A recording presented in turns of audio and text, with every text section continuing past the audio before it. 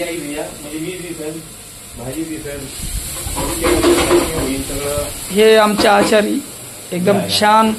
हो नमस्ते. हा या आम्ही या ठिकाणी बनवत आहोत मेथी मसाला. कोणती भाजी? मेथी मसाला बनवत आहोत. मेथी मसाला. मेथी मसाला म्हणजे आमचे फेमस आहे. कधी पण या आमच्याकडे मेथी टेस्ट करा. हे आमचे मसाले.